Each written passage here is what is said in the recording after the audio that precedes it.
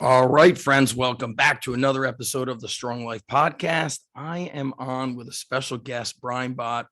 I unfortunately came across him only recently, thanks to Twitter. And I went down the rabbit hole looking at your Instagram, seeing what you guys are doing with the athletes. And I was like, damn, I got to get better. I was fired up. And then, we come to have our mutual friend, Donnie Pritzloff, because you Yep. coached at University of Wisconsin. And I don't know if I guess he was coaching, or was he an athlete when you were coaching there? So Donnie was just finishing up when I started at Wisconsin, and then he was assistant under Barry Davis there for a couple of years. Yeah, Donnie's a great guy. Awesome, That's dude. many sauna sessions with him. Yeah, he's like the sauna master. He'll break you in there, like he'll never leave. He will not exit the sauna ever first. He will always be last. And trust me, I know the mind games. But one time I broke, and they were like, he broke. They were like, It's I like a was war like, of damn. attrition. When he would be in the sauna, he would take water and throw it on the wall, and he would throw it into the heater, and you're just like, damn. Then he shows up and has a dumbbell in there, and you're training in the sauna. And you know what's funny? We're already jumping around, Brian, but what's funny is I was, at Rutgers 2017, 2018, and now all the sauna stuff is so popular. But Yes. Donnie and you guys were doing this 20 years ago. We even with some of our guys on Sundays post game, we would have a flush out lift, and guys would get in the sauna, and the requirement is they had to drink a certain amount of water, obviously the day Smart. after a college football game. And living in the town that we live in, there's some dehydration that goes on both during the game and after the game. And so, they had to drink a certain amount of water, but they were in the sauna, and then they would jump in the pool, almost like a hot cold contrast. And but the guys loved it. They would stretch a little bit in there and just kind of get their bodies moving again and kind of get them ready for the week. But yeah, we had many sessions with Donnie that, we had a hose. He had a hose actually in the one at Wisconsin, and that thing he'd spray the walls. And Yes, yeah. I'm like, man, what am I getting myself into right now with this guy? Dude, I love that guy. So a little background on you.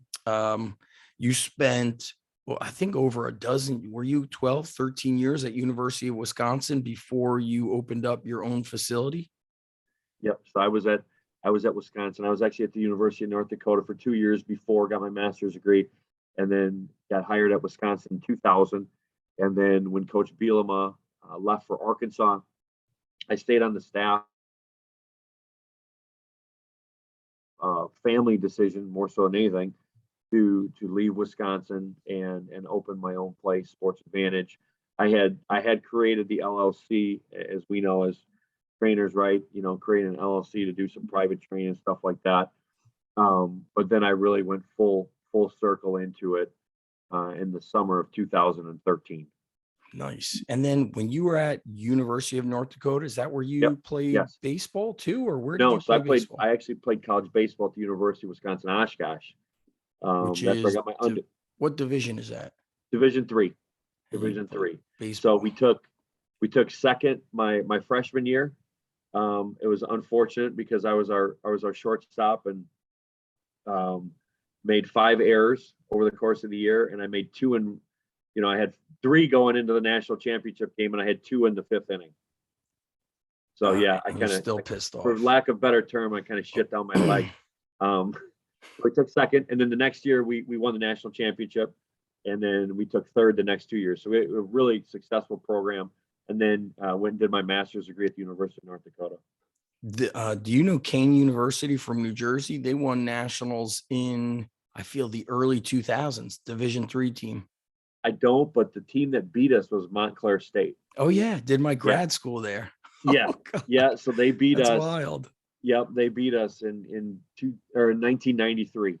Yeah. So man, it You was may a buddy of mine, the way we met was our two boys were on the same travel team. Mike Mullane, he may have been at Montclair State around that time. I'd have to look. That's so Yeah. far away. I can't Yeah, dude. remember. Yeah, Time flies. yeah. And so what's cool is how much, time you've spent in coaching.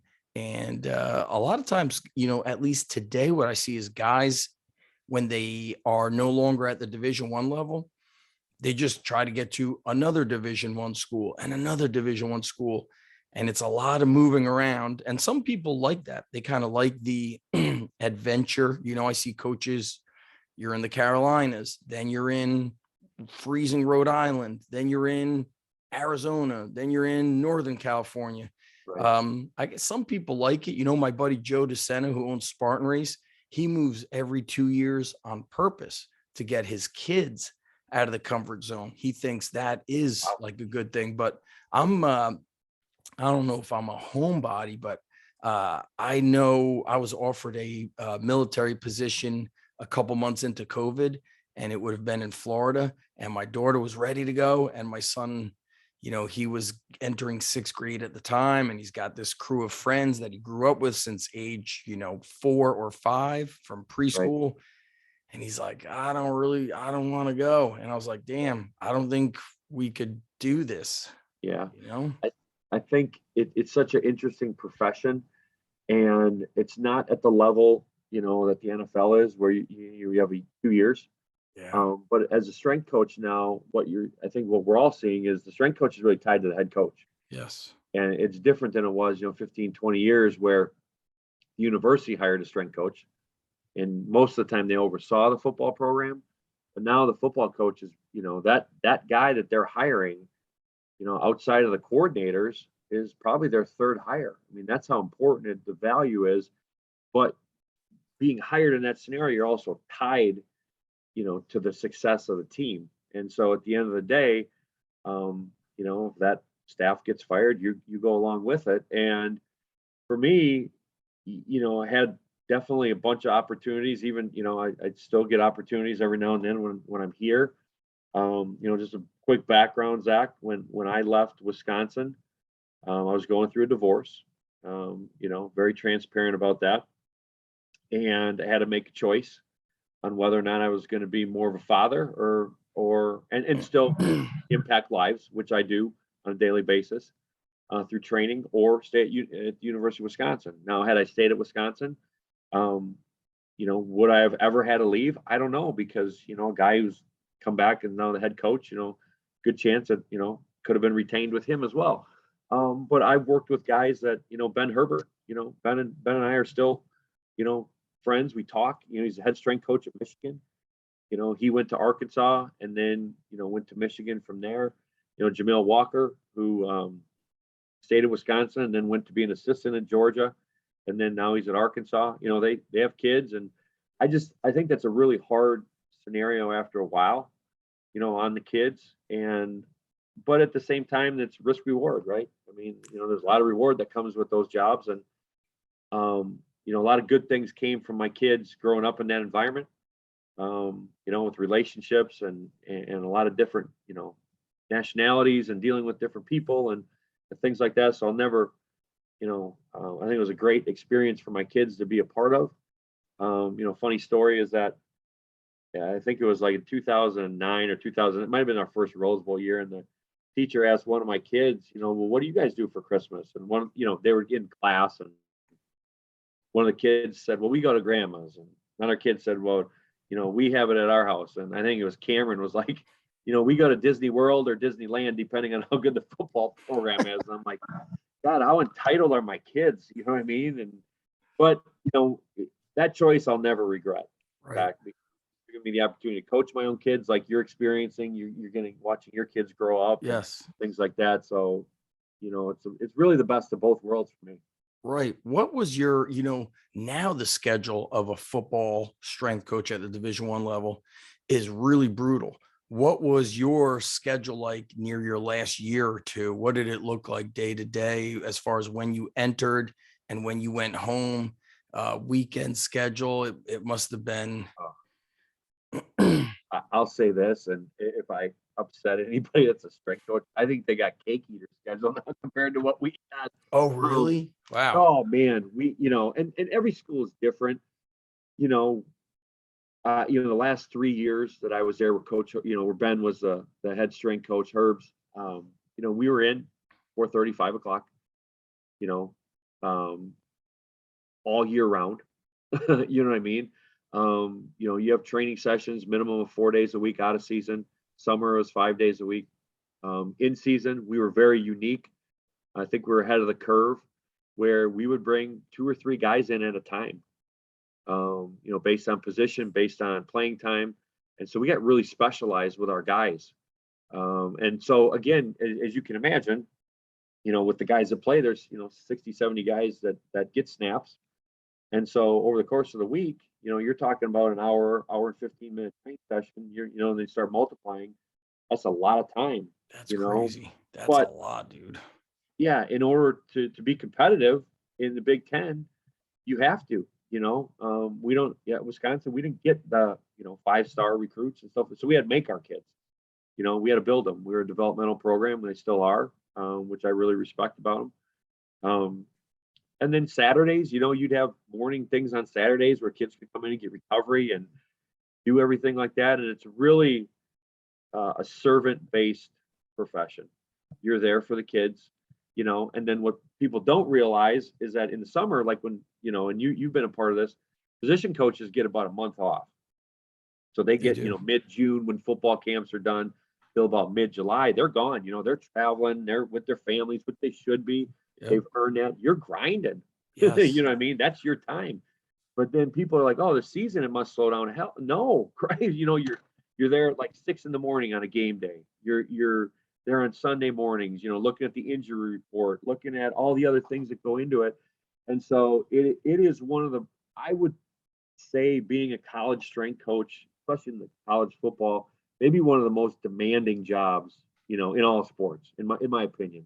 Yeah, I don't think, man, if I was offered a position in a football for a football team, I don't think I would do it unless it paid me such life-changing money that my wife could retire from work, because then I'm not seeing my kids at all. That's like a knife in my heart. I mean, I don't even know how do you put a dollar value on that? You really can't. And, so yeah, that's what's like the heartbreaking thing about our profession. And what's interesting is, like, I'm just thinking to myself, I'm like, here's Brian and I, we're both in our, mid 40s. And when I was at Rutgers, I remember asking Donnie, like, how was football at Wisconsin? He's like, we were good. Because when I was at Rutgers, I don't recall the coach's name, but they were getting killed, like really bad. And so when Greg Schiano came back, he rehired his old strength coach, Jay Butler, who had been at IMG, I think, during all the years away. And I believe Jay Butler is older than us. So it's interesting, my kind of thought process right here, Brian, is like, guys like us, I think a lot of colleges look at us like they're over the hill, you know what I mean, because of our age, yet we've probably coached and trained longer than some of the coaches have been alive. So it was interesting to see that Jay Butler is back in with such a hectic, crazy schedule. And the cool thing is that the coach, Greg Schiano, is like, that's my guy. This is who I trust, versus saying, I need somebody who's 25 years old. He brought back the guy that he believed in, which is cool. Well, and I think, not to discredit athletic trainers, in any way, but I think, when the head coach is, like I said, is picking people, that's one of the main things that you need from a college football perspective. And so that level of trust is so important. Yeah, big time. So let's talk about like your trans. Go ahead. You froze up for a second. Sorry. You have to be, you got me here? Yeah, I got you, bro. Like really transparent. And you have to have the really hard conversations, because a lot of times the strength coaches, are the ones that get, okay, well, this guy's not strong enough. That's why he's not playing well. We got too many injuries. It's the strength coach's fault, and a lot of times there's a lot of blame to go around. And I hate the word blame, so I shouldn't use that. But a lot of time there's extenuating circumstance to a lot of different things. And that strength coach, has to have the trust of the head coach. And that's why I think you That makes see sense. Yeah. so many guys, whether a guy head coach maybe lose his job and then he's out for a year or two, like these guys can do, Yeah. because they have extended contracts, so they're still getting paid. Correct. And then when they come back, they're bringing that strength coach back because that's the guy they trust. Yeah, I could when you have when your wingman is the person you trust, because think about this, when for example, there's a baseball player at my school that tore his UCL. And let's say I was at the college level, they might say, hey, that's your fault. But guess what? This kid doesn't show up for lifting. That's number one. Number two, to paraphrase Mike Boyle's filling the buckets, I'm going to now look at the buckets that if they're not filled, you start creeping towards the injury side of the spectrum, meaning what time you go to bed at night. You stay up on your phone, you go to bed at midnight, 1 a.m. Now, instead of going to bed at 10 o'clock, you're going to bed at 1 a.m. You're losing 2 hours of sleep a night. That's 10 hours a week. That's 40 hours of sleep a month. And so that's a major bucket. Now, let's look at how this athlete is eating. So the strength coach gets the blame, but the truth of the matter is, if the kid does not follow through on the other pieces of the puzzle, filling the other buckets, then it cancels out the work we do as sports performance coaches. We call it, Zach, controlling the controllables. Mm-hmm. And we have 5 things that we talk to our kids about on a weekly basis. The first is sleep, right? The goal is obviously for high school kids, you want them, because they're growing, 8 to 10 hours of sleep. Are you eating breakfast? And I understand that intermittent fasting is big, and with more, I would say probably more people our age and things like that. But getting your day started off right. Are you hydrating? So do you carry a water bottle? At school? Are you constantly hydrating? And for us, the winter months is where we really have to push that, because everybody knows when it's 70, 80, 90 degrees that you should be drinking water, you're sweating. But for us, like the winter months are where we really have to push that. The fourth one is, are you getting some type of nutrition post-workout, after your session? And then the last one is, and I get this from Dean Manchi, who's my co-host, is, are you, we all know the kids are going to be on their phone. It's not going away. So how are you making your phone a competitive advantage? Oh, What are you doing for yourself? What kind of positive, we call it positive screen time. And I tell you what, anybody listening, you adopt that. You want to talk, if you're in the private sector, your parents will love it, because they're like, oh my gosh, I saw, Alex was on her phone, looking at, ankle mobility work that she can do at home, or, foam rolling, how to foam roll, or, any basic things. Those are the 5 things we talk about from controllables. It's very similar to keeping your, or filling the buckets, yeah. Outside of the training part of it. I heard you guys talk about that on your podcast, which is called Get the Edge, correct? Get your edge. Yes. Get your edge, which is awesome, because you're interviewing some of your former athletes who are now college, or they're in the pros. You're interviewing coaches. Of course, I love your interview with Barry Davis and like the lessons learned. It was cool to actually hear about football guys who knew the wrestling guys, because traditionally Olympic sports is a separate building from football. So actually, how were you guys commingling with wrestling? Were you guys sharing the same building, weight room? No, so wrestling had their own wrestling room, and they actually had their own weight room in their wrestling room eventually that they put in. I used to take our injured guys during practice up to the wrestling room, and during practice we'd get some extra work in and things like that. And Barry was was great. Hey, come out whenever you want. You can do whatever you want. What was the extra work, Brian? If they were, what were you doing? So if they're injured, it's just taking them through a secondary lift, or getting some movement out of them. You used the wrestling weight room. Oh, yeah. Okay, cool. Because it was right by the football field. Mm-hmm. And Barry loved it, because I'd bring some of the linemen up, and sometimes you want to make the work a little bit harder than what they expect from this in practice, because sometimes guys they want to take it a little easy on themselves. So you get the ropes out, you get some airdyne sprints, and and you got to make sure that when they return to play too, and that they can come back to practice, because at the end of the day, they're missing a 2-hour practice. So you got to get them to put some work in, to make sure when they return to practice that, they haven't just sitting on their ass for 2 weeks. Oh yeah, that's a big thing. I'm at a high school, and we're going to get into how you have your private facilities, but also partnered inside of high schools. But what's interesting was 2 of our best players last year or this past season, whenever it was a scheduled lift, they went to the athletic trainer, and then they probably went to like a private strength coach or whatever they did. But I always, I'm 46, but when something's not feeling good on me, I usually realize I'm not strong in that area. And so a lot of times I look at guys who are just like, look strong, build strong, they suffer less injuries. And, nowadays, like strength is such like this offensive word. I'm going to make a shirt that says something like strength is not, strength is not a crime, like skateboarding is not a crime. So you're right. You have to build athletes up. So I like that. They're injured, but hey, we're getting on an airdyne. We're doing battle ropes. You're working versus this babying. And I think that's a massive issue in this generation of,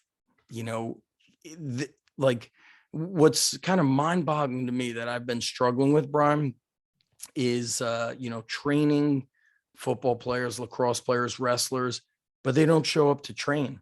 And I'm like, aren't you afraid that when the season starts, you're going to meet a killing machine, like somebody who's been living in the weight room? And so Matt Vincent commented on that. I made a post and he goes, there's always a Clubber Lang in training, like coming, there's always that kid just putting in that work. And I used to have that kind of in my mind, wrestling season would end.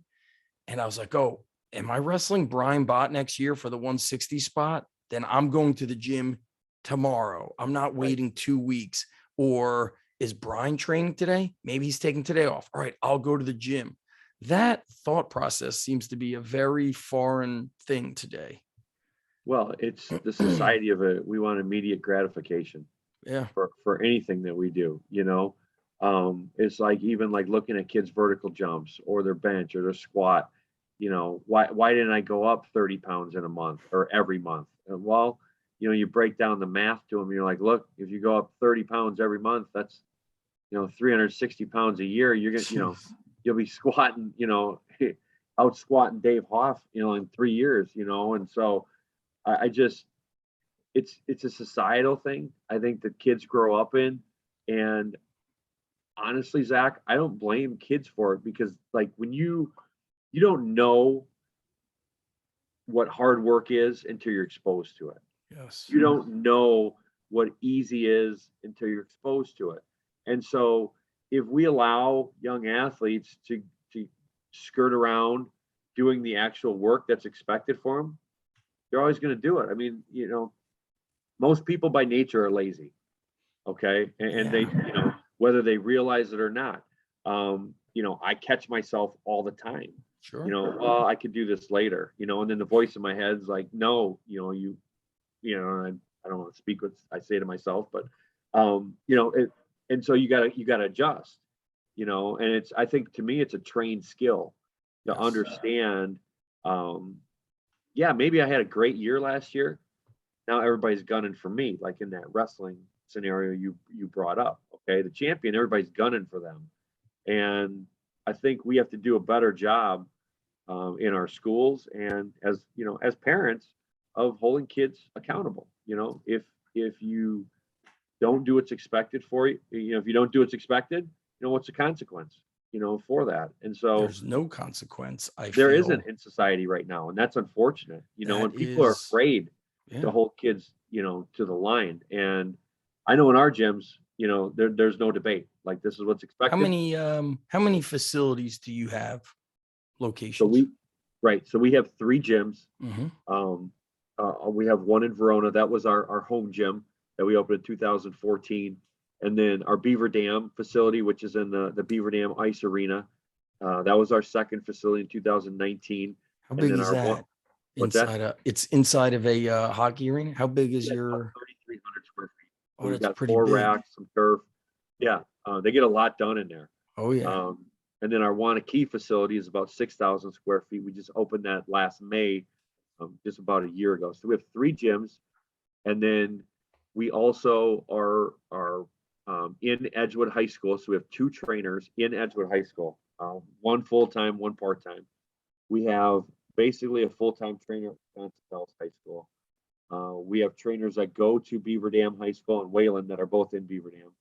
And then we have partnerships for consulting. We also do consulting with Sun Prairie East, Bayport High School, De Pere High School. We just actually, I haven't even put this on my Instagram yet. We just got a contract with Mawson High School, which is about 15 miles from Dells. So strategically looking at different areas that, we may look to open another gym at, and doing that. The consulting thing I really like, Zach. It's kind of a newer thing because it allows me to be a teacher, because a lot of schools, they get, and I'm sure a lot of people deal with this, is, they see their kids as their kids. And so, but they want help with strength and conditioning, right? And so a lot of schools can't afford, or they don't want to bring an outside source in, but we're bringing the education to them. So what we're doing is best of both worlds. We're bringing our systems to them. We're teaching them how to run them. And then we're making their coaches better. So it's really a new thing for us, and I love it. It's almost like teach. It's almost like you do a it's almost like kind of I run a certification and I teach them something that you could plug and play, whether Yes. you have private facility, high school. I mean, I've implemented the system with the college guys.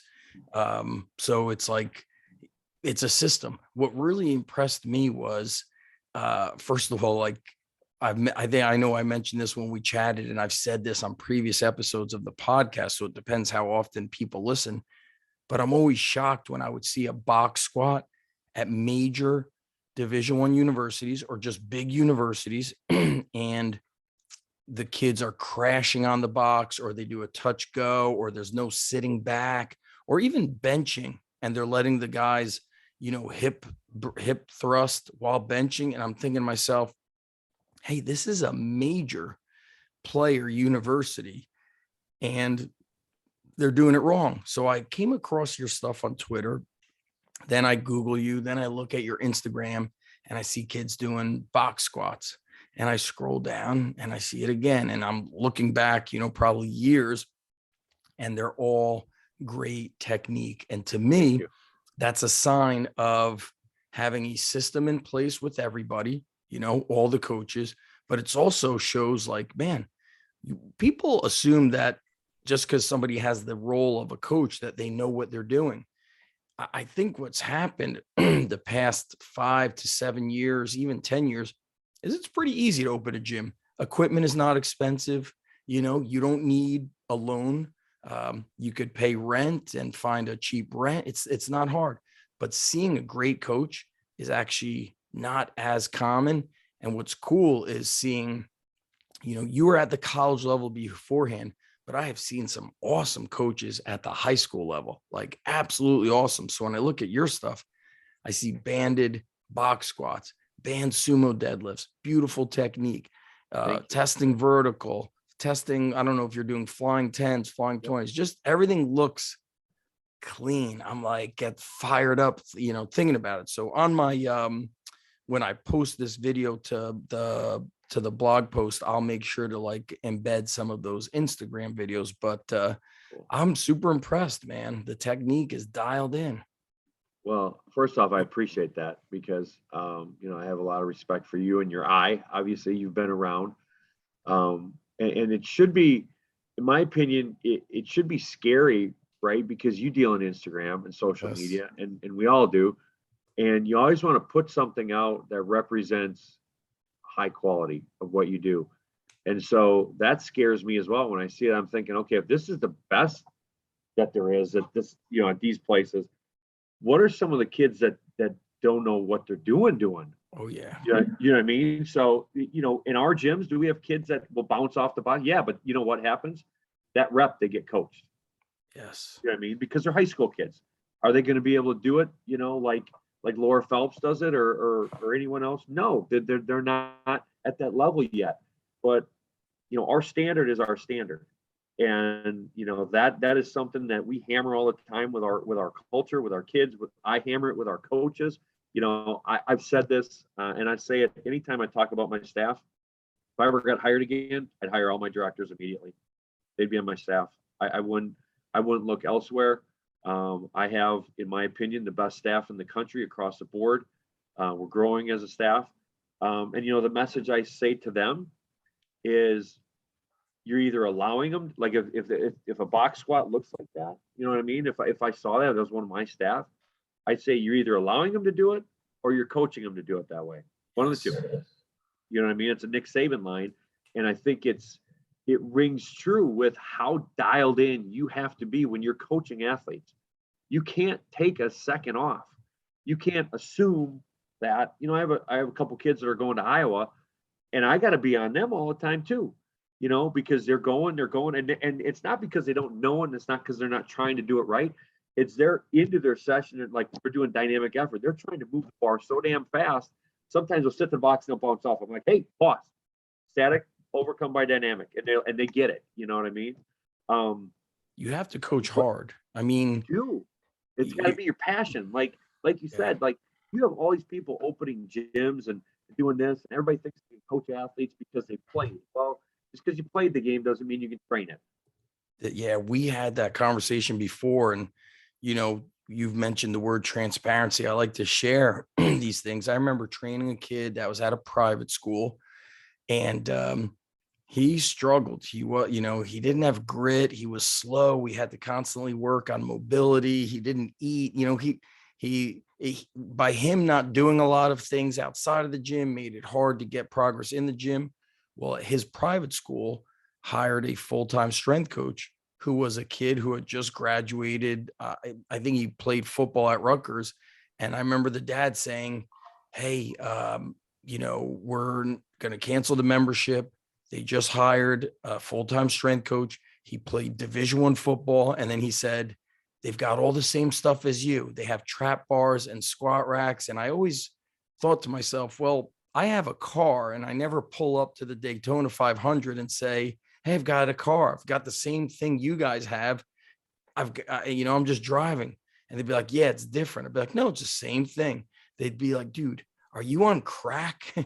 It's not, it's the same. You might have the same stuff and things, but then I would always say things like, well, everybody box squats. If it's all the same, how come we're not, out lifting West Side Barbell? Because how they do stuff. And so what were some of your influences, Brian, especially being a strength coach in the late 90s, when information was not readily available? The internet was, you were probably on the website deepsquatter.com, right? The forums you would get information from. So what's like your, big influences, or who, I guess? Even back then you could read. You didn't have to listen to podcasts. You could read. So obviously I've read so many of Louis' articles. From where? From the magazine, Powerlifting from West Side Barbell, Powerlifting USA. But then also, when they started posting articles, stuff like that. I remember when strengthcoach.com came out, you could at least see some different videos. It was sports specific in the early days under Ryan Lee. Do you remember that website? He sold it to Mike Boyle, who changed the name. But I was on that site too. And you could buy DVDs. Yes. So I have some of Joe's DVDs. There was a speed one. I can't remember which one it was, but I've got that one. Yeah. You just really, you go to clinics. Back then I went to a few clinics. I met Greg Cook at a clinic, and actually we became, pretty good friends. I actually got to spend a weekend in Danville, when I was still a strength coach in Wisconsin. And that was one thing I always enjoyed, is watching. I think the biggest mistake that young strength coaches make is they see stuff on social media or they see stuff on YouTube and they just throw it right in their program. One of the things that I feel, Zach, that I've done a really good job with in my career is seeing something that I really liked and then analyzing whether or not it's going to make what we're already doing better. And I think everybody wants to do the next cool thing, the next thing that everybody's talking about. And there are some real basic fundamentals that are tried and true that haven't gone away. You got to get kids stronger. You have to get kids stronger. Yeah, that is so huge. And I had this conversation with Tony Villani, who, does what's called game speed, not so much speed and agility. His guys are, they're, crush the combine. And he talks about, you got to get strong. He's like, but when we're prepping for the combine, he's like, the name of the game is speed. Yes. And so he's like, we train specific for that. But yeah, you're right, getting them strong. But what really fires me up is your implementation of bands. I see young kids doing band squats. And I got to admit, like I've said to myself after seeing so many videos and even, what looked like to be 8th graders, maybe, who knows, maybe younger. I was like, man, we don't move the weights fast enough. And so I said, those bands have to do it. So even this, it must have been Tuesday. My school has old equipment. We don't have band pegs on anything. So I just took the bands, put them under the, how you do it, under the bench pad. Yeah. And I showed our linemen how to do speed bench press. And, we started with a Monster Mini, and because it wasn't stretched super far, it was cool watching them figure it out. And then they went and got another Monster Mini band and made the band tension more. And they were like, whoa. And I said, see, I said to them, you could bench 315 and so could I. But if you bench 315, in 1 second and it takes me 4 seconds, who's better? Who's really stronger? So I started explaining to them how Louis says strength is really measured in time. Yep. Yeah. Yep. So when did you kind of start getting, I know you talk a lot about the conjugate method, but when did you really kind of solidify that into your program, like make it a system? So when I was at Wisconsin, and this is going to be a good story because you can attest that this really doesn't happen very often. In 2010, we were at a point where we felt we were going to have a really good team, but we had some coaches on our staff that really wanted some unique stuff done with the O-line. Bob Bosted, who was the O-line coach, and then Coach Chris was, the O coordinator, and then Joe Rudolph was a tight ends coach, and they wanted, to add, some Olympic lifts, for those guys, which I still, I still think there's a value in the Olympic lifts. We don't do them in our gym, but anyways, so we really segregated off our position groups. And so I had the offensive line, I had the tight ends, I had the quarterbacks, I had the specialists, and I had the fullbacks. And we, I had always been intrigued with the conjugate method. And it was one of those things too, where you're kind of like, man, I'm not really the head strength coach, but I'm really the head strength coach for these 35 guys. Yes. And so, Herbs and I sat down and I said, all right, is this something that is going to be permanent? And he said, these are your guys. Let's touch base each week on what you're going to do. But I said, so I have full autonomy to program these guys. And so, we went into more of a conjugate style of training. Now, we didn't use the bands back then. We used just chains, so we had it flipped. We did our max effort day on Monday. We did dynamic effort day Tuesday. We did max effort or a dynamic low or upper body day Thursday. And then we'd always finish on Friday with our heavy squat. That was kind of like a 3-ring circus. We'd have guys smashing Powerades off the wall and it was great. I got a bunch of videos of that. You'd love them. Smashing but Powerades. When we got to the in season, that's where I really realized the benefit of this method because what you see, especially in a lot of colleges, they'll use linear periodization. Yes. Okay. And they'll go through camp and, they won't lift real heavy. They don't get guys sore and all that bullshit. And and then they come back and they're doing sets of 8 before the first week. And then who the hell? What football player wants to do a back squat set of 8 at like even 60%? Nobody. That kicks your ass. We're in camp and it's like the second week with these guys, and we had we had Gabe Karimi, who ended up being the Outland Trophy winner, and a couple other senior leaders, and they're like, Bott, we want to squat, like we want to get after it. So it's like the second week camp. So we're doing heavy triples, heavy doubles, and guys are pushing 550, across the board, and they got to go practice. And so I'm like, okay, now the goal is, how am I going to get what I have right now and harness it to the end of the year? And so I came up with a plan where I was like, so many people spend time in summer strength and conditioning, and the plan is so dialed in, right? But then we go away from it in season.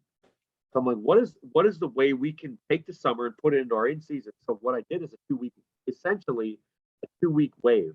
So, week 1, you'd have your post game, your Sunday, post work, your recovery day, but we come in and we'd get after pretty good on Sundays. And then Monday or Tuesday was their main lift day. And then, so week 1, we would do a max effort squat on that day, combined with some upper body, rowing and pulling. And then we would do a dynamic effort upper body day. So speed bench. We'd have them both on the same day. Thursday was more of like a CNS day. We do some box jumps. We do some, more rotator cuff work, some injury prevention stuff, about a half hour. And then week 2, we'd flip it. We'd go max effort upper and then dynamic lower. So I'm taking what we did in the summer and I'm just spreading it out over 2 weeks. That's cool. And what I found is that when they have squat, they knew that every 2 weeks they were going to have a heavy weight on their back. And my guys actually wanted to squat on Tuesdays because that was our hardest practice day. And they're like, if we're going to go hard on this day, we're going to go hard on everything we do. And I was like, man. So literally we went through this cycle. So we would go week 1, we would do doubles of the max effort lower. Week 2, we do doubles max effort upper. Week 3, we do singles max effort lower. Week 4, singles max effort upper. And then the dynamic effort, we always did 8 doubles on both days, and that was straight through. We'd waive the weight. I used tendos on the dynamic effort because, again, if they were getting fatigued, I'd take weight off, for that week. If they're banged up, like the week we played Ohio State and came back, we beat Ohio State and came back, had to beat Iowa. And so we went to play Michigan in week 11, and I had three of our starting 5-0 linemen PR'd in their back squat, PR'd, like more than they did in the summer. And so in that game, we went to Michigan and we ran the ball, Zach, 35 out of 36 times in the second half, threw it once, ran the ball right down their throat. They were just so physical up front. And what was cool is that was their mantra. Like it was, we're going to be the baddest son of a bitches in the squat rack on Tuesday. And then when we walk on the field Saturday, we're going to take you apart up front. And so we carried that through for 3 years. In retrospect, I would have loved it had I had more knowledge on the bands. Yeah. Because now, like you said, we use the bands with our kids, and I think they're a game changer. We see incredible jumps in both, vertical jump as well as, their strength numbers for using the bands. Yeah. So I'm going to ask you 2 questions. Well, I'll ask you one at a time. So during your time at Wisconsin, what equipment company outfitted the weight room? Were you with Hammer Strength? Who did the equipment? So when I came, what did we have? I think we had Powerlift. I don't remember what we had when I started there. When we, what did we go to? That is so far away because we did a new weight room, and I want to think it's Powerlift. It was either Powerlift or Hammer Strength. I know Hammer Strength was like big in Michigan. Yeah. It was one of those two. But when I was there for the first 10 or 11 years, it was your standard squat rack, with like the different pegs coming out that was angled. Oh, wow. With the catches already mounted in, so it wasn't adjustable catches. Yeah. Those squat racks are really, I saw them in the 80s, but you see them in early Nebraska. You know that the Nebraska like Power Husker full Yep. video is on YouTube. Is it really? Yeah. Yeah. Because, why am I forgetting his name? Who was the guy? Boy, definitely. Yeah. Boyd Epley, I guess he would, if you email him, he sends it to you, but it's already on YouTube. I always say to the kids, I was like, yes, thanks to your generation, nothing is sacred. It's all on YouTube, Yes, I know. but you see the guys squatting on those angled racks and just tremendous stuff. What about, were you chatting at all? Did you reach out to Louis Simmons when you were at Wisconsin? You know, I didn't, and I really regret not doing it. You know, my staff and I, we look to take a trip or bring someone in every year. And our conversation in February was, once our summer gets done, in July, we wanted to make a trip out to West Side. And that's a great lesson for everybody, that you should just go and do it. So, our plan is, to go somewhere. So you never know, we may end up on your doorstep. Yeah. It's going to be, put me on the spot. I've got to really impress you guys No. to teach you guys. So, the next question was, you and I chatted like 2 weeks ago before Yeah. my last week. I got destroyed with these algae. You were talking about like testing that you do. So you were just mentioning how the bands help. So I know I've seen you guys testing on the jump mat. Yeah.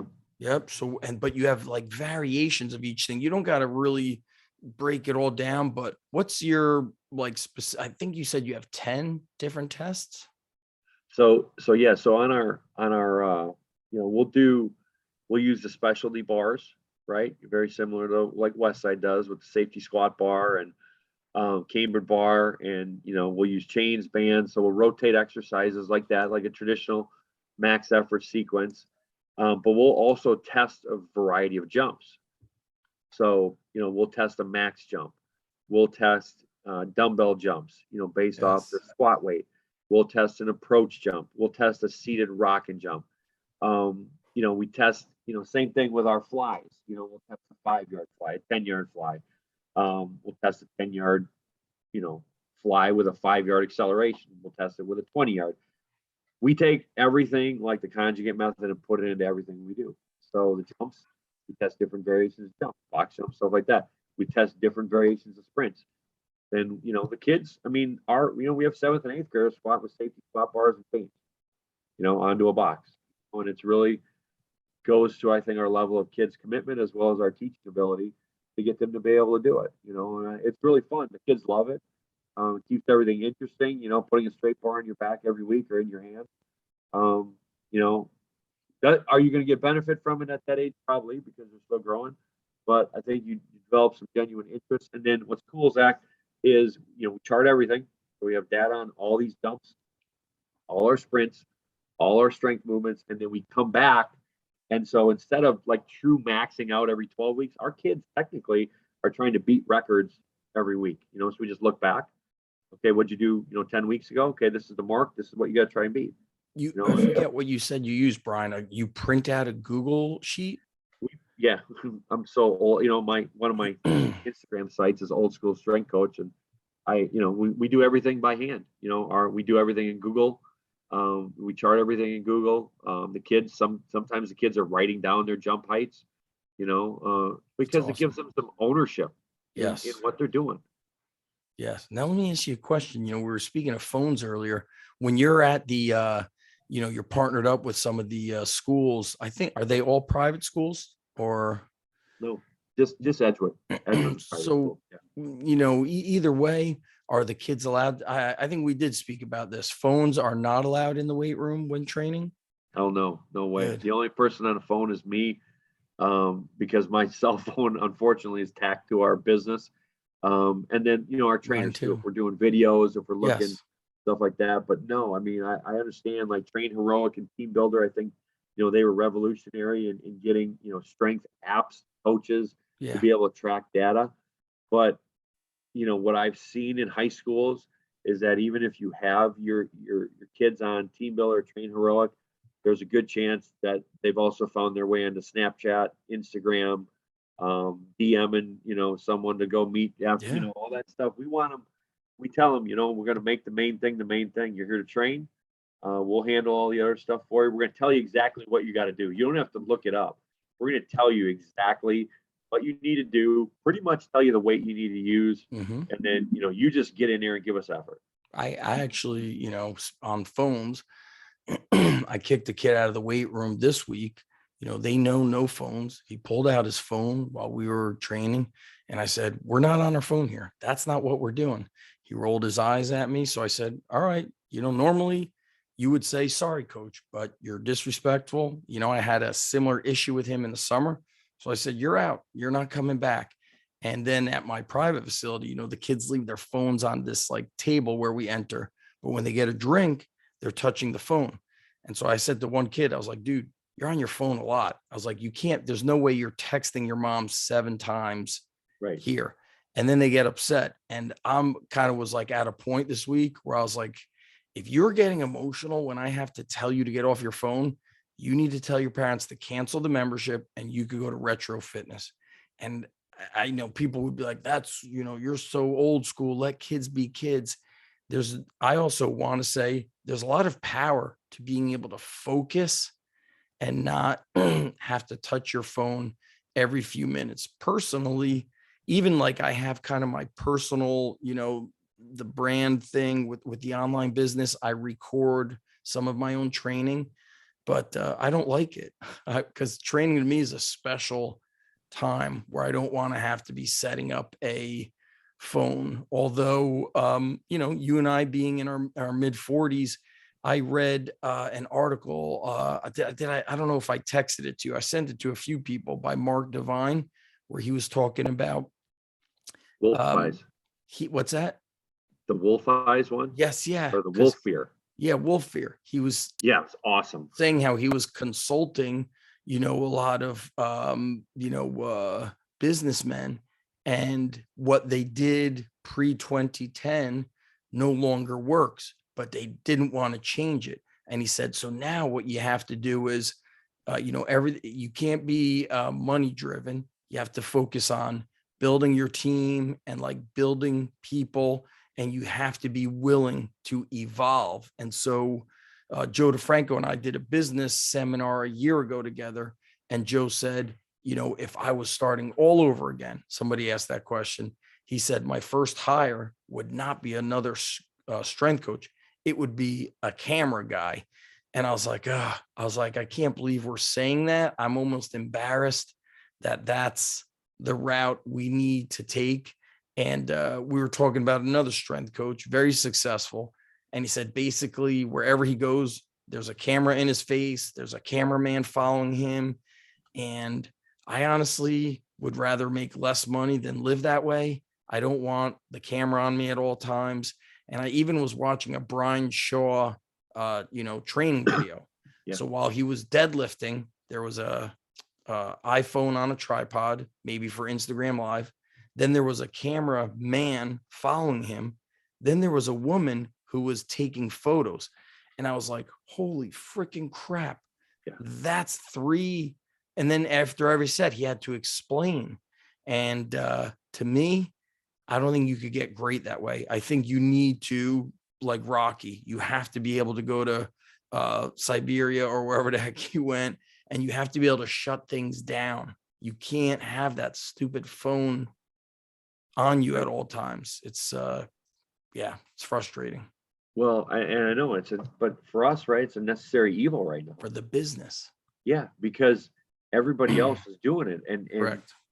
Social media is really, our greatest form of marketing. Yes. Because they see, our NFL guys doing stuff. They see, other pro athletes. They see college athletes. They see a lot of different things done really well, like you said. And that's intriguing to parents, and that's intriguing coaches, athletes. Now, we have to teach our young people about, like you said, about focus, because even for me, like at our house, like when we sit down at the dinner table, those phones are away. Yes. Like we all we're asking is 20 minutes. Mm-hmm. Tell me about your day, things like that, and then go do your thing, because correct. That's not happening in our houses anymore. It's not happening in our schools where the teacher's lecturing, and I bet If the teacher, an old school, turn around and do a math equation, I guarantee you half the kids would pull their phone out, tap, tap, tap, tap, put it away. Kids, I work in a high school. They walk around. They're in class with AirPods. Yeah. And I mean, I don't know if my school's just so like relaxed that way, but I remember when I first started coaching, kids came in with AirPods, and I was like, you got to get them out. And the kid looked at me like, this is how he looked at me, all strange. I was like, I can't coach you if you have your AirPods in. And some kids, it's like wearing a baseball hat. They forget it's on. Right. They forget it's in their, whatever the thing is in their ears.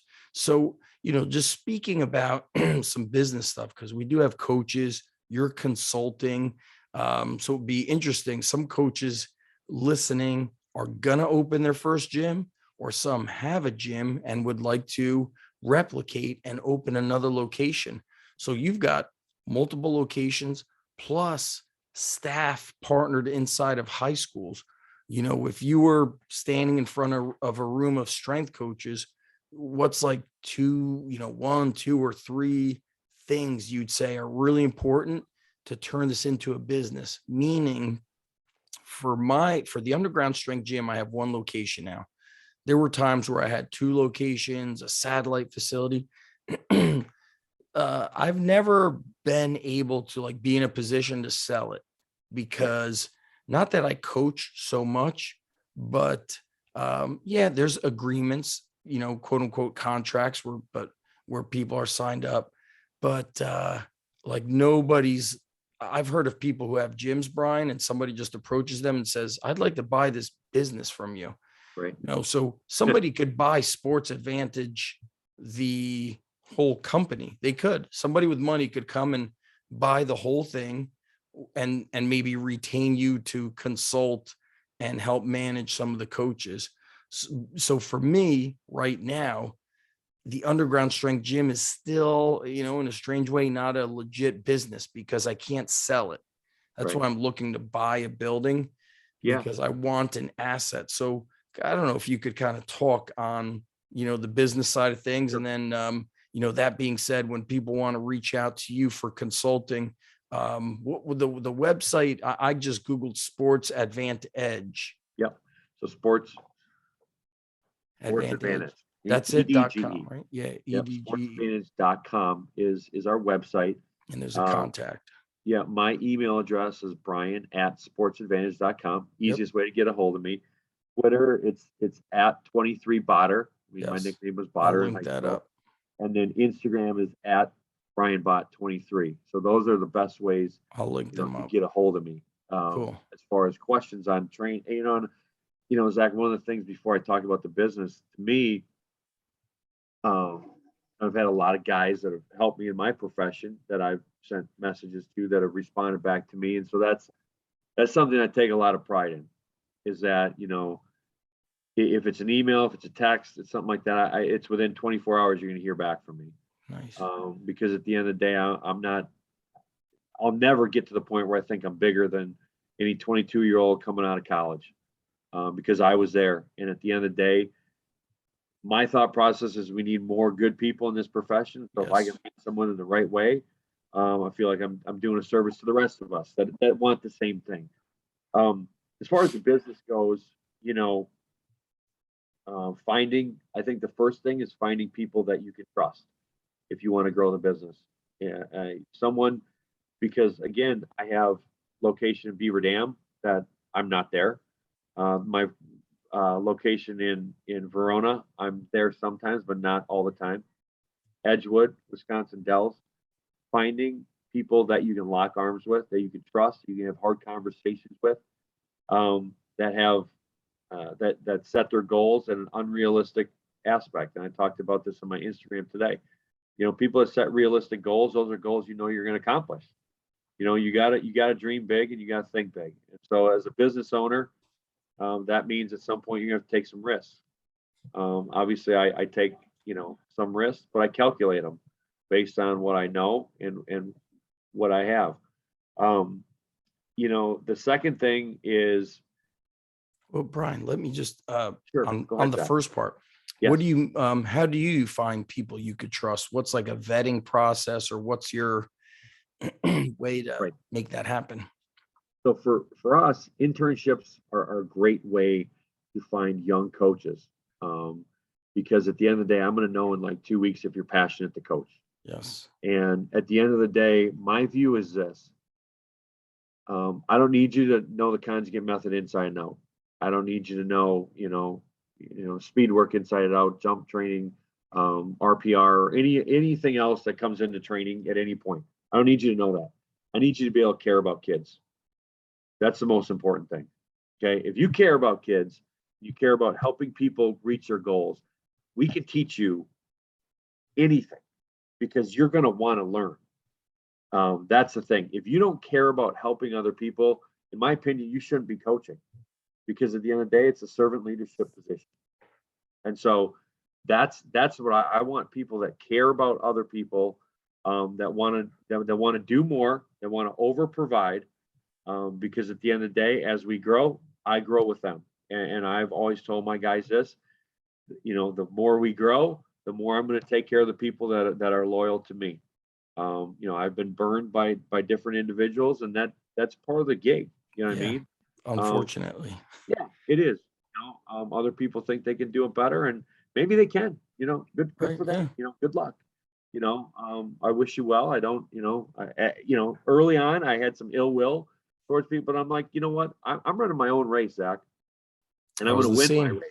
Yes. I'm going to win. Yeah, I don't want to even though like you and I are in the same deal, like you're running your race and I want you to win yours, and I'm running mine. I want to win mine. And There's enough pieces of the pie for yeah, everybody. yeah, I like what you're saying is like that genuine caring. And also what you're saying is like, people burn you, just be ethical. If you want to do your own thing, let's say I worked for you and I wanted to do my own thing. What I would not do is open up near you. And I would give you a very advanced notice, and I'd say I'll stay on until, but I feel I want to do my own thing. And yeah. let's say you're in, I don't know, Wisconsin, you're in Smithville, I'm going to go 30 miles away. I'm going to be out of your radius. And then like and for young people that want to do that, chances are the guy that you're leaving is going to be like, okay, well, how can I help you then? You know what I mean? Yeah. I mean, at least that's how I am. Now, if you're going to, anyways, the second part is you have to have a great product. Yes. You know what I mean? You can't, sell gimmicks, and things like that. You have to have a great product to put out to people. And that's results based. People want results. Yes. You have to have honest conversations and things like that. And so, getting people that are trustworthy, that care about, kids is very important. Putting out a great product, and then, you realizing, I think for me, I think the best part, or the most important part about being a leader, is never ask someone to do something you haven't done already. Oh, 100%. You Yep. know what I mean? Because you start dictating things and start telling other people they got to do this when you've never done it. I still clean our bathrooms. Me too. Want to keep Every time I walk into the bathroom, I wipe down the toilet. I mean, I wrote about this in Elite FTS in an article a while ago. I think that is like, if you have a clean bathroom, that says a lot. And it literally, I mean, it could take you 10 seconds. Spray the sink, spray the toilet bowl, Correct. wipe it down, Vacuum. and then it's really quick. I was telling, I had just had an intern finish yesterday. He struggled communication wise with a lot of the kids, because he was kind of like he was like a reserved, shy guy, that's a tough place to be when you're coaching. But he did a tremendous job, and the way he grew was tremendous. But I told him in my first gym one time, I was training a kid who was a 2-time national champ, and the dad goes to use the bathroom, and he comes out, he's like, "Oh my God." He's like, "I can't believe it." And I was like, what is he flipping at? He's like, "That bathroom is so clean." He's like, "This is a garage." And he's like shouting. Yeah. He's like, "I can't believe it." He was, he was so hyped up. It was like, somebody just won the Super Bowl. He's Right. going, oh my God, because it was a clean bathroom in a garage. I mean, it's, one of the, our saying on our wall is how you do anything is how you do everything, and that, you know, I know it's important to have the kids and your athletes, fire that mantra up, but you got to live that as a staff too.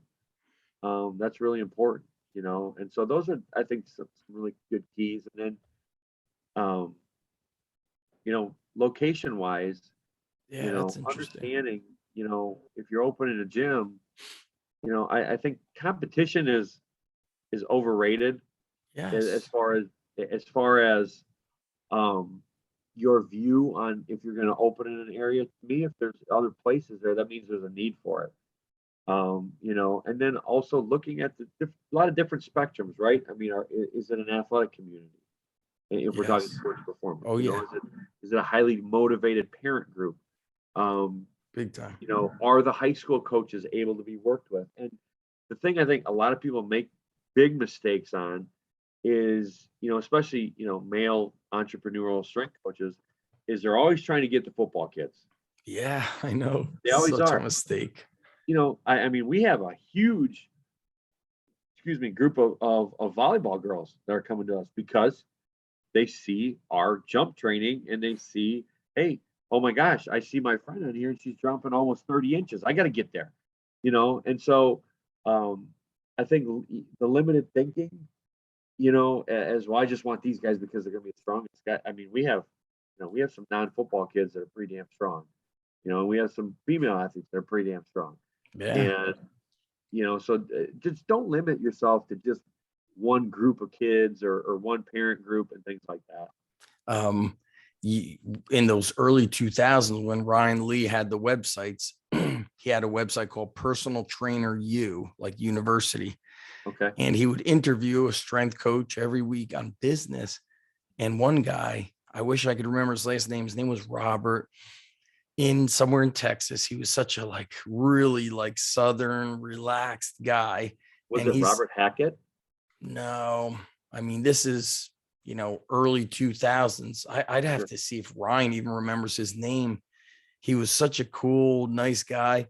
And he's like, I don't even train boys. He's like, we train girls soccer and girls volleyball. He's like, I don't need to worry about buying lots of weights.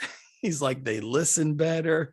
And he said, why do I want to train all the football players? He's like, they rule the high school weight room. He said, I went after the athletes who didn't get any attention. He's like, and that's why we got girls soccer and girls volleyball. And I thought it was cool. And volleyball is, I think that's the sport on the rise. It's, they've got the clubs.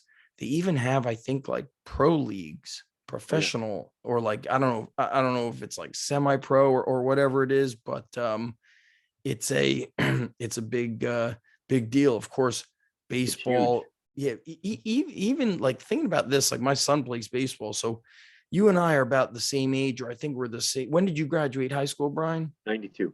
Yeah, me too. 93. So yeah. I feel about 10 years later, the fall ball and then the summer Legion ball kicked in. And so when you were in high school, was there fall ball? There wasn't fall ball. We did have Legion ball though. So we had summer. Yeah, we didn't have the academies.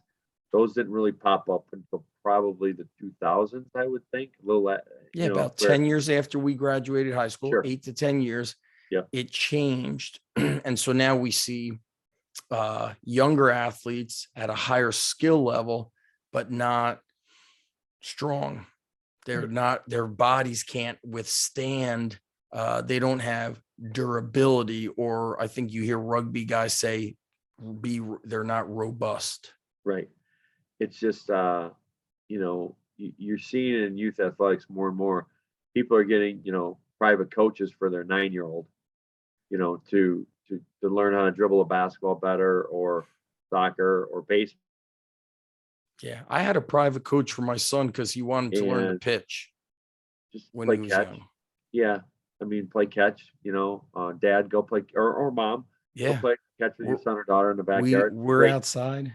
It's a great way to get exercise. It's It a great is. way to bond, to hear about, let them talk, because, as they're throwing the ball, they're going to be gabbing and talking. You're not going to be out there quiet. It's so Um, special. It's been my yeah. I never played base. I wish, my dad was born in Romania. My mom's Oh, from okay. Israel. So when we came to America, my dad didn't know American sports. And my kids my son plays basketball and baseball, my daughter plays tennis and softball. But what's been cool is watching baseball. Today I actually watched our JV team play because nobody watches JV. They go to watch varsity. They got, the Yeah. scoreboard and all that. I love watching the JV guys. They're kind of playing off to the side. There's nobody there. And I get to see how athletic they have to be. And then it just made me realize, oh, this is why we're doing skater jumps and lateral lunges. I saw our second baseman make a diving play. He's on his stomach. He blasts out of a push-up, pops up on one knee, and just launches it to first base to get the guy out. And people say things like, how athletic do you need to be in baseball? You have to be so effing fast. Like everything moves at such a high speed, that you actually need to be extremely athletic. And because everything is so aggressive, like if I'm throwing a ball, it's never like, "Wah." And that's why the body needs to be strong. And so there's one of the pitchers on the JV team. He comes into the weight room during his lunch because baseball is now doing all their makeup games. They're just not getting to the weight room. He kicks ass. He squats. He does pull-ups. He benches. He's a Yeah. pitcher. I don't say don't bench. He does clean and press, and Yeah. he goes quite heavy. And I said to him, I was like, hey, dude, the cleans were looking great until that last set. It looked a little bit, it looked a little poopy crappy. I said, but you're a little bit crazy. And I'm not going to tell you not to go heavy. I said, but what you want to do is, keep that one set in the tank. I said, but I love that you're lifting hard because it's going to make your body durable. Yeah. You're a pitcher. So I see him, he deadlifts, he cleans. It's cool to see the kids who, get it and understand. And our pitchers, our best pitchers are friggin' strong. They're pretty damn strong and big. Absolutely. You have to. You have to be able to create force, throw the ball, Yeah. just like jumping. I mean, it's a max effort, Every time. activity every time. It's crazy. So I've Yeah. really been, you're a baseball guy. So it's been really cool watching my son grow up through this sport and now watching the kids I train. And then with tennis, very aggressive. My daughter has had some tennis matches that go 2 hours plus. Oof. I know it's insane. It's like wrestling with crazy extended time. It's one-on-one. So Sure. it's been really interesting. And you mentioned your football coach who was like, hey, I want to do some unique advanced stuff. Donnie was very much like that with me when I was at Rutgers. We would get on the phone or in the sauna, or I would go up to the office and talk training with him. And we would just go down the rabbit hole. And I remember telling him, I felt one group didn't have the energy. And I was like, I think I should train with them and like kick their ass and show them that a guy like 2 times their age could kick their ass. I was like, but that's like cardinal sin. Like you never do that at this level. He's like, Right. Zach, it's your program. And if you feel that that's what you need to do to get the most out of the guys, then that's what you do. And Yeah. it's interesting because here's my boss essentially saying you can do it. But if you were to look in the NSCA guidebook or the textbook, it says you should not train with your athletes. Well, I had to train with them. It inspired them. I don't know why. And let me tell you, I remember the first like 2 weeks training with them. I was like, good God, I'm getting destroyed. But while I'm training with them, I'm like doing a lot of smack talk. Oh yeah. Oh yeah. I mean, there's no textbook, there's no class that you can take to be good at this, in my Yes, opinion. you're To be right. a leader, you have to do it. You have to make mistakes. I've made a lot of mistakes, as a leader. I've made a lot of mistakes as a Me coach, too. Sure. made a lot of mistakes programming, but Oh yeah. um, when you take ownership in them and you use them as a lesson and you self-evaluate all the time, that's how you grow and that's how you become better as a coach. Again, we go back to our society. Everybody wants to blame, complain, and defend. BCD. It's always somebody else's fault that you didn't get better. It's always somebody else's fault you lost. It's always somebody else's fault that you didn't get enough playing time. Um, and again, I've always tried to be of the notion that, instead of pointing with the finger, I always point with the thumb first. What could I have done better Jim Wendler says that. to lead my crew, to lead my athletes, to be there for them, and things like that. And that always guides me. What could Yeah. I do better? I heard Jim Wendler say that a while ago. He goes, before you point the finger, jab the thumb. Like, Yeah, go back at sure. yourself. And I think the big thing you said that resonates with me is like with the intern, you said, do you genuinely care? And to me, even at this age, I care to get better and I care about the kids. So like this week, I had an argument with a kid. Well, I reached out to the master, Brett Bartholomew, and I said, man, I think I effed this up. I got into it with this kid and I probably should have done this and that. So now him and I are going back and forth with text, audio messages. And same thing, I looked at your videos. You mentioned younger coaches might look at a video and just copy. I looked at your videos and I said, all right, where would this be most appropriate for who I'm training? What's the context versus being like, I don't really know what Brian's doing. I'm just going to copy that thing. But I looked at what you were doing. I said, all right, that's really powerful. Who is that going to be applicable for in my school? So I think that's a powerful point that you made. And that takes time. You mentioned certain things you'll just never get out of a textbook. A local strength coach texted me. We're friends. He's a little older than you and I. He was a pro natural bodybuilder in the 80s and 90s. He grew up training in his backyard with his older brothers using junkyard stuff, pipes, cinder blocks. They made their bench with a bunch of 2x4s. So he texted me. He's like, I know it is awesome. He's like, he's like, your recent podcast with Power Athlete. He's like, he goes, you'll never hear about that stuff in a book or in a certification. And he said, when I was young, my brothers and I would put a weighted barbell on our backs and run around the block. He goes, we not only raced up the hills, we raced down the hill, which is over speed training. Well, in the 80s, my friend Eddie certainly probably, never heard of overspeed training, but it was just this thing of chasing work. And where have you kind of implemented what I call this, like, quote unquote, no rules training with athletes? Like I have a kid that in our county, Brian, there's like these specialty schools, like you could go to a school and it's called one school's called like health and science. Another school's called high tech.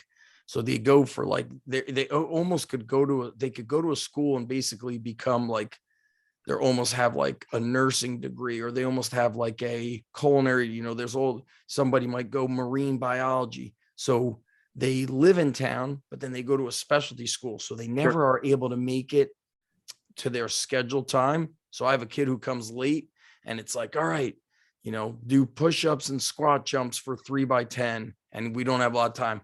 Go outside, flip the tire for 10 reps, come back in, squat and bench for 10 minutes, 90% back and forth. It's not perfect. Then I might have him like farmer walk the trap bar. Then I have to leave. So I say, do 10 more tire flips and 5 hill sprints. It's so imperfect, but I'm watching him put on size. He's getting tough. So where and when do you kind of implement these imperfect methods? Do you have those? So the first one that we did is with the injured guys. We did all that stuff, tire flips, sledgehammers. That's why we love going up there. Air dying, things like that.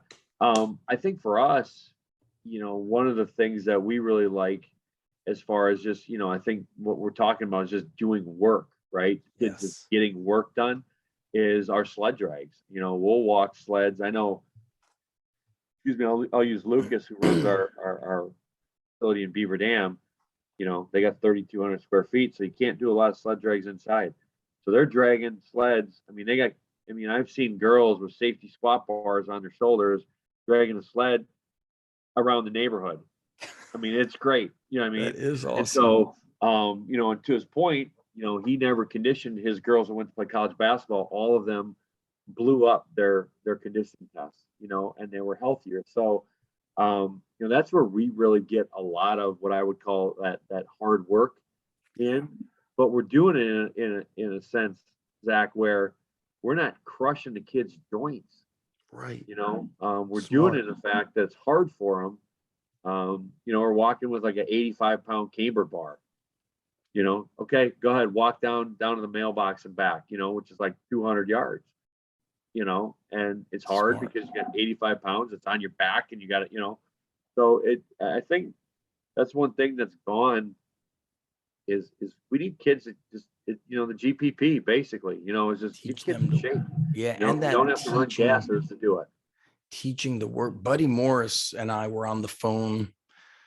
Yeah, maybe in like '04, maybe earlier. And he was like, Zach, you know what I like about what you're doing? He's like, you teach kids how to work. And at the time, I can't remember if he was with the Browns or he was at Pitt or he was in between. But he said, and this is, close to 20 years ago, he goes, kids come to college and don't know how to work.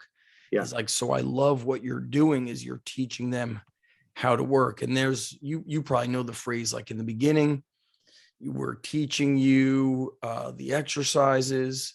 Then in the middle, we're teaching you how to train, and then the third phase is training. So yeah, training to win. So it's like training to train, training to win. But in the beginning is like, we're just teaching you how to do. Yeah, you're learning to train. Yeah. You're learn to train, You learn to train to train. train, train to Yep. win. Yep, for sure. Yeah, that's the stuff. So let's close this out. Sure. I want to, mention again your websites, and I will link them in the show notes. So if people are on Apple or Spotify, they'll see it. Then they could obviously go to my website to hit those links.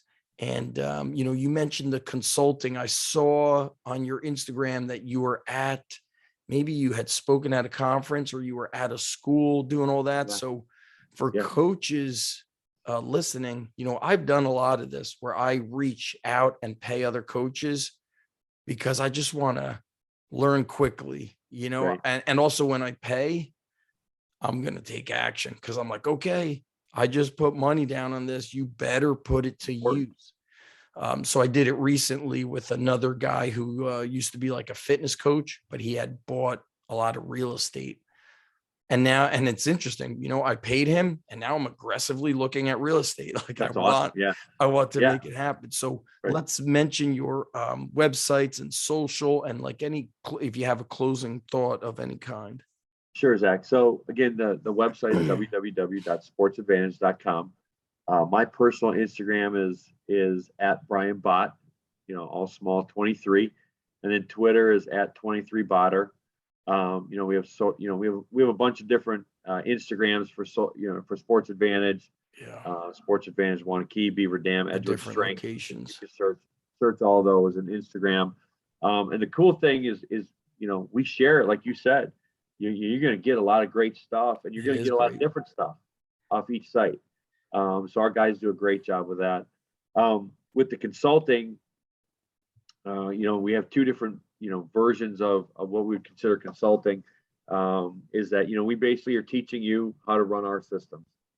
And the one thing I'll say is we want you running our systems. We don't do the hodgepodge thing, because again, there's been 8 years to put something behind this logo, and if we're going to partner with you, we're going to partner with you, and you're going to get everything that we do. We're not going to hold back or anything like that. And we're going to educate you and teach you, and your kids are going to get better. And just 3 of the schools that we partnered with last year were 11-0 at one point during the year, football.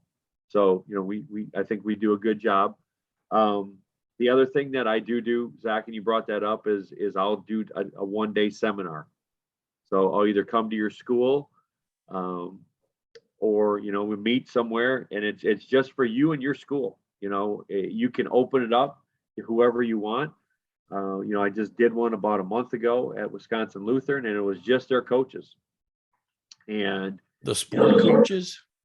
There were a couple sport coaches, and then the kids that, you know, the guys and interns and ladies Okay. that work in the weight room. Yeah. You know, and so the first, you know, talk that we go on is how you build culture. And I think, to me, if you don't have a good culture, your program design is, you know, what it is. Yes. But if you don't have a good culture, if you aren't working to build your culture athletically in the weight room with your kids, you're not going to get the maximum out of it. Then we go, I go a full presentation on the conjugate method, on how we utilize it, how we use it, how we brand it, and do a lot of different things like that. And then we go hands-on. So we go in the weight room, and it's really, Zach, you tell me what you want to learn, you know. And so our seminars are based off of what you want. Yeah. You know, so we have a template, but at the same time, every school is different. Every school has maybe one guy there doing the strength, you know, maybe they have 3 females, they have whatever. So I'm there, you know, you 8 or 9 in the morning, and then, you know, I haven't had a school outlast me yet. I'll keep going until you're ready to stop. You know what I mean? That And, is funny, and if it's dude. 7 o'clock at night, you know, it's 7 o'clock at night. If it's, you know, 2 in the afternoon, it's 2 in the afternoon.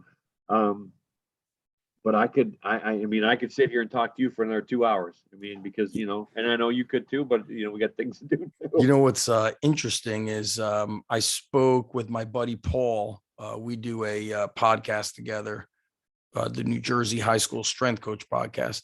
We spoke together at the New Jersey Athletic Directors Conference. And so in New Jersey, full-time strength coaches at the high school level is very minimal. But Yeah. we had a athletic director. He's also the phys ed department chair. He wants to implement it. So he came to visit me last week with his superintendent. He's in a regional school district. They observed one session. We actually did a Zoom call with him a couple of weeks before. Then he visited my buddy, and he's like, we're hiring somebody this year. He's like, Yeah. they're going to be a phys ed teacher, but they're going to be in the weight room during the day. And then after school, they'll have like one group. But the thing that the athletic director spoke to me and Paul about, Brian, was they're like, look, we don't think we're going to be able to hire somebody new. We want to train the phys ed, or basically what you're talking about is like train the existing staff. Yes. You know, whoever's the most passionate about running the weight room, get them mentored by somebody like you, where they have a system, a curriculum, you know, and teachers understand that word curriculum. It makes sense to them. It's Right. a proper progression that matches the needs. And so a weight room run by somebody who doesn't know what's going on is like a ticking time bomb. They need somebody like you or me, but they need it on the regular. Just like you and I we didn't like watch one West Side Barbell video and just be like, that's it, I'm done forever. It was Right. like, what's the next piece of education, and on and on. Education has to be ongoing. Yeah. I mean, you know, and, you know, we're constantly doing that with Yes. our staff. Yes. I mean, we're looking at different ways to improve athleticism, you know, all the time. You know, and I think one of the hardest things to hear from sport coaches is, well, how does that transfer to the field? Well, you know, just improved a guy's vertical 6 inches, his 40's down, you know, 3/10. You know, if you can't get that to transfer to him being a better player, maybe you should find another coach, because like we've done our job in the Yes. weight room, and it's got, you know, unfortunately, you know, this whole sports specific thing has gotten, I think, out of hand. And our job in the weight room is first and foremost to make the kids more durable, like you said. Yep. You know, you can't make the club in the tub. So if you're always in the athletic training room, and you're not in the practice field, you're going to have a hard time getting better. You know, and then we increase athletic performance. You know, athletic parameters. Are they stronger? You know, can they jump higher? Is their lateral movement better? And are they linear? Yeah. Yeah. And so at the end of the day, if we're doing that as sports performance coaches, the transfer from the weight room to the field becomes a sport coach's job. Your job now is to take a product that is better than it was last year. Yes. We're giving you better products. That's our job. Your job now is to teach them the skills that they need, the mental awareness of how to do things to be a better sport player. I guess, yeah. what's interesting, Brian, is like a sport coach. I feel like it's there's so much free information on YouTube. I understand a lot of it is probably kind of crappy, but let's say I was a soccer coach and my team was struggling. I would be, going through YouTube, finding videos and drills and learning about culture. And then I would read books from other sports to understand how to build a team. And then I would try to learn from another strength coach, or I would talk to the parents and say, maybe we could hire somebody from Sports Advantage for 6 weeks. So they have somebody. Yeah.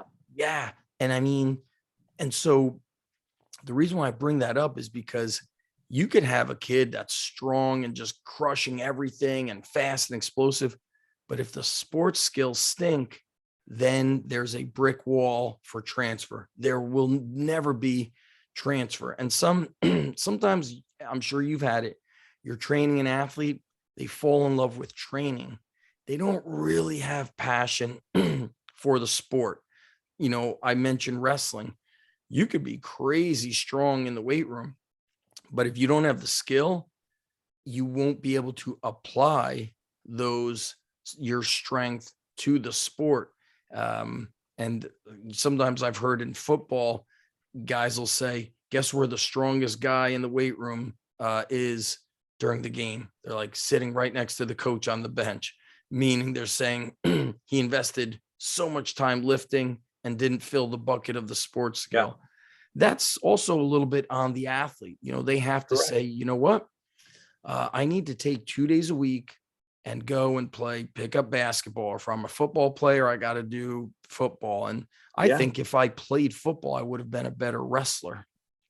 And of course, if I had, back then, if there was no strength coaches that I knew of, but if I knew how to do powerlifting, weightlifting, and training that builds your mind, that would have been tremendous. I think one of the things that needs to happen too is, I think we have to have a better understanding and learn our athletes better, because like why do typically kids fall in love with training? Because they like the atmosphere. They like, all the things that go with it. Most of the times kids don't just fall in love with lifting weights. I mean, there's other things that go into it. And so I think, what we need to all do better is, the communication part of it. Hey, these are some things that worked with, like if I'm working with you, hey, I think I had a breakthrough with Zach when I told him this, and we talked about this. You have to put the athlete first in what you're doing. And, a lot of times, we all fear what we don't know. We as strength coaches sometimes fear practice plans and other things like that. And definitely sport coaches that don't understand the weight room and strength and conditioning fear that. Yes. So those hard conversations where you can, put your guard down and not get defensive, because a lot of times people just want to learn. They just want to learn, hey, why are we doing that? The question of why usually scares people away. Why is just for you to just explain. Like if I ask you, why do you do this? I'm not looking to put you on a defensive. I just want to get better, and I think we all, as strength coaches have to do that. And we have to, and quit judging each other. I don't, Zach, I don't know what you do in your weight room. Totally, I can see it on Instagram, but I don't, I see it a minute. The surface. Yeah. I know, I see what Joe does, with his kid, but I don't know what I don't know what he's doing for a warm up, for activation, stuff like that. So judging someone over a 1 minute video on Instagram, we got to get away from that. I've been guilty of it. Yeah. Yeah. I've certainly been. Yeah. But yeah, it's so hard to, and that's the tough thing is, people judge my gym, and that, of course I talk about wrestling a lot, but they'll be like, oh, you only train wrestlers, or they only do strength. And even I had, I love kind of being transparent about this, but People think it's all strength. They don't realize that weights can be speed training, but you need to enter what's in the mind of the people watching your videos. So I said to my video guy, I go, dude, those, all the speed stuff that we did for the certification, can you turn that into a highlight for the underground strength gym? So I have a quote unquote mainstream promo video that shows kids running through, jumping over hurdles and doing agility work, because parents will see us box squatting and flipping tires and farmer walking, and they'll be like, whoa, he can't do that. Well, guess what? 99.9% who come to the underground can't do it either. We build them up to it. Yeah. But I understand that people don't think that way. So if they see a video of us doing what they consider speed training, not what I consider speed training, that's part of the business. That's marketing. I'm entering what they believe in. So yeah, it's a tricky world we're in because of social media. Yeah. And I'm sure parents say this to you, Brian. They say this to me. Let's say I'm interviewing you as a dad before I'm taking your son through a trial. You're going to say he's got a weak core and he needs more speed and agility. I've told coaches, don't be kind of getting into a rebuttal and saying, core strength is a fad word and they need to be strong first. They don't really know what core strength means. To them, core strength means overall body strength. Okay, you could do speed training with, dynamic effort work and jump training. But in their mind, speed training is all the cones and things like that. So don't argue with them about it. Just understand what their concept of those words are. That's where I think our experience helps us. And I think listening to what the parents want, Boom. Listen. And then showing them results. Yep. You know what I mean? Because any parent is gonna, be excited if their kid gets faster. Yes. Any parent's gonna be excited if their kid jumps higher. And most of the time, parents are gonna get excited if they get stronger. So it comes down to, like you said, not trying to show that you know more than the parent. Yes. You know what I mean? And just, getting the kid in there and getting him to work.